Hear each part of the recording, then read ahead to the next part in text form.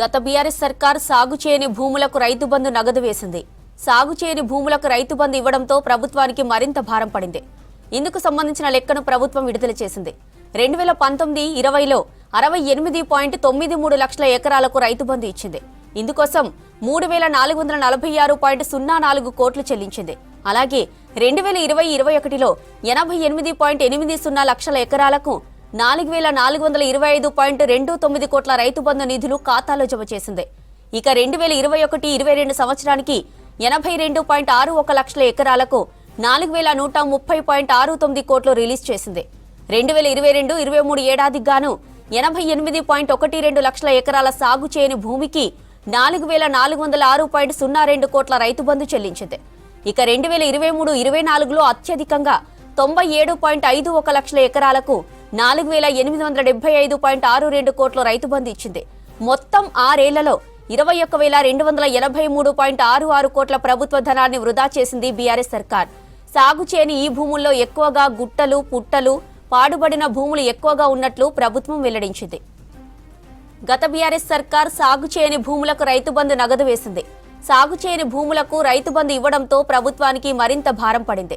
ఇందుకు సంబంధించిన లెక్కను ప్రభుత్వం విడుదల చేసింది. 2019-20లో 68.93 లక్షల ఎకరాలకు రైతు బంధు ఇచ్చింది. ఇందుకోసం 3446.04 కోట్లు చెల్లించింది. అలాగే 2020-21లో 88.80 లక్షల ఎకరాలకు 4425.29 కోట్ల రైతు బంధు నిధులు ఖాతాలో జమ చేసింది. ఇక 2021-22 సంవత్సరానికి గాను 82.61 లక్షల ఎకరాలకు 4130.69 కోట్లు రిలీజ్ చేసింది. 2022-23 ఏడాదికి గాను 88.12 లక్షల ఎకరాల సాగు చేయని భూమికి 4406.02 కోట్ల రైతు బంధు చెల్లించింది. ఇక 2023-24లో అత్యధికంగా 97.51 లక్షల ఎకరాలకు 4875.62 కోట్ల రైతు బంధు ఇచ్చింది. మొత్తం 6 ఏళ్లలో 21,283.66 కోట్ల ప్రభుత్వ ధనాన్ని వృధా చేసింది బీఆర్ఎస్. సాగు చేయని ఈ భూముల్లో ఎక్కువగా గుట్టలు, పుట్టలు, పాడుబడిన భూములు ఎక్కువగా ఉన్నట్లు ప్రభుత్వం వెల్లడించింది.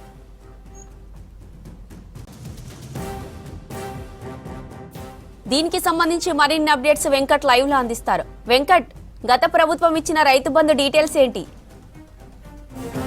జ్యోతి గుడ్ ఆఫ్టర్నూన్. రైతు బంధు కింద సాగు చేయని అంటే ఈసారి రాష్ట్ర కేబినెట్ ఒక కీలక నిర్ణయం తీసుకుంది.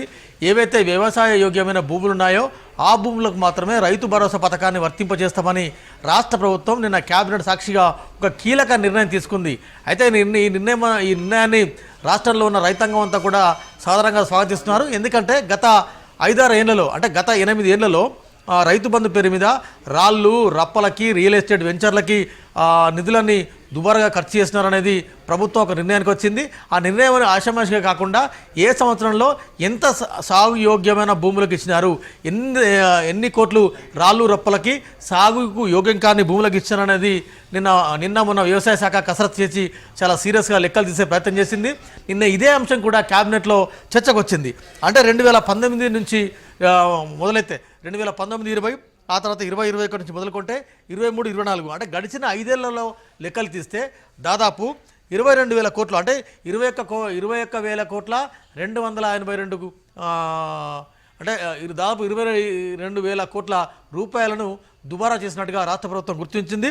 ఇందులో భాగంగా 2019-20 సంవత్సరంలో అంటే దాదాపు 68 ఎకరాల్లో పంట భూమి సాగు కాలేదు. అంటే 68.09 లక్షల ఎకరాలకి రియల్ ఎస్టేట్ వెంచర్లు, రాళ్ళు, రప్పలు, గుట్టలు, పుట్టలకి దాదాపు 68,000 ఎకరాలకి ఇచ్చినట్టుగా ప్రభుత్వం గుర్తించింది.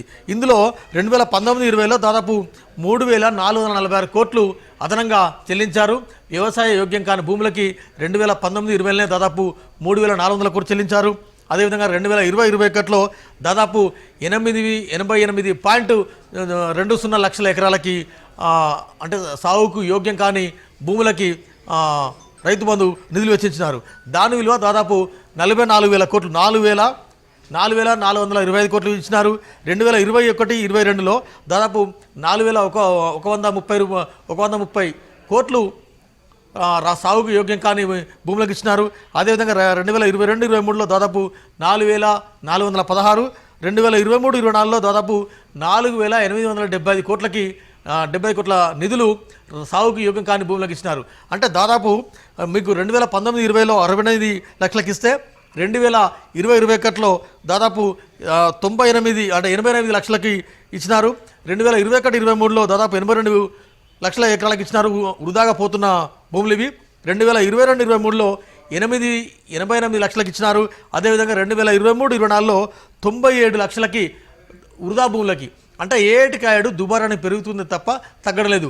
2019లో 3,446 కోట్ల రూపాయలు సాగుకు యోగ్యం కాని భూములకు ఇస్తే అది క్రమేపీ తగ్గుకుంటూ రావాలి. కానీ ఆ దుబారా, ఆ వేస్టేజ్, ఆ రాళ్ళు రప్పలు అనేది ప్రతి ఏటా క్రమేపీ పెరుగుతూ వస్తుంది. వెరసి దాదాపు 22,000 కోట్లు ఇవాళ దుబారాగా ఇచ్చినారనేది రాష్ట్ర ప్రభుత్వం ఒక నిర్ణయానికి వచ్చింది. అయితే నిన్న కేబినెట్లో రైతు భరోసా మీద చాలా ఇన్ డీటెయిల్గా డిస్కషన్ అయిన తర్వాత ఇన్ డీటెయిల్గా రైతుల అభిప్రాయం అంటే మంత్రుల ఒపీనియన్ తీసుకున్న తర్వాత రాష్ట్ర మంత్రివర్గం ఒక కీలక నిర్ణయం తీసుకుంది. అంటే రైతులకి ఎన్ని ఎకరాలైనా కూడా, ఎన్ని వందల ఎకరాలైనా కూడా స్వచ్ఛమైన రైతులు సాగు చేసుకోవచ్చు. వారందరికీ కూడా పెట్టుబడి సాయం కింద ఈ ఏడాది నుంచి 6,000 అంటే ఈ పసలకి ఈ కార్తీకి 6,000 రూపాయలు ఇస్తారు. ఆ తర్వాత వచ్చే కార్తీకి మళ్ళీ ప్రభుత్వం నిర్ణయం తీసుకునే అవకాశం ఉంది. అయితే సంవత్సరానికి 12,000 రూపాయలు ప్రతి ఎకరానికి ఇస్తామని నిన్న కేబినెట్ నిర్ణయం తీసుకున్న నేపథ్యంలో సాగుకి యోగ్యమైన భూముల లెక్కను రాష్ట్ర వ్యవసాయ శాఖ కూడా కొంత తీసే ప్రయత్నం చేసింది.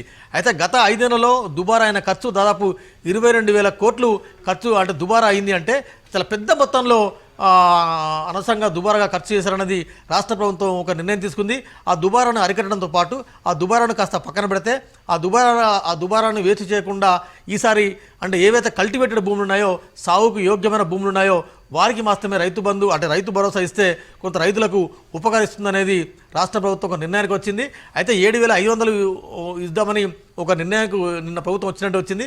కానీ రాష్ట్ర ఆర్థిక బడ్జెట్ అనుకూలించకపోవడం, అదేవిధంగా రాష్ట్ర వ్యాప్తంగా ఉన్న వివిధ వర్గాలు, రైతు సంఘాలు అందరూ ఒపీనియన్ తీసుకున్న తర్వాత నిన్న రాష్ట్ర మంత్రివర్గంలో ఈ నిర్ణయాన్ని పెట్టి రాష్ట్ర ప్రభుత్వం ఒక కీలక నిర్ణయం తీసుకుంది. జనవరి 26 నుంచి ఈ ఫసల్ నుంచి 6,000 రూపాయలు ఎకరానికి రాష్ట్ర ప్రభుత్వం పెట్టుబడి సాయం కింద రైతు భరోసా పథకం కింద అమలు చేయబోతోంది. జనవరి 26న ఈ పథకాన్ని అమలు చేయబోతున్నట్టు రాష్ట్ర ప్రభుత్వం చాలా కీలకంగా నిన్న ప్రకటించింది. అయితే మొత్తంగా కొంత రైతు వర్గాల్లో మాత్రం చర్చ కొనసాగుతుంది. చాలా మటుకి గ్రామాల్లో, చాలా మటుకి పట్టణ ప్రాంతాల్లో నాలా కన్వర్షన్ కానీ, రియల్ ఎస్టేట్ భూములకు కానీ, రియల్ ఎస్టేట్ వెంచర్లకి రైతు బంధు ఇచ్చినారు. దీంతో గత సర్కార్ సీరియస్గా బ్లేమ్ అయింది.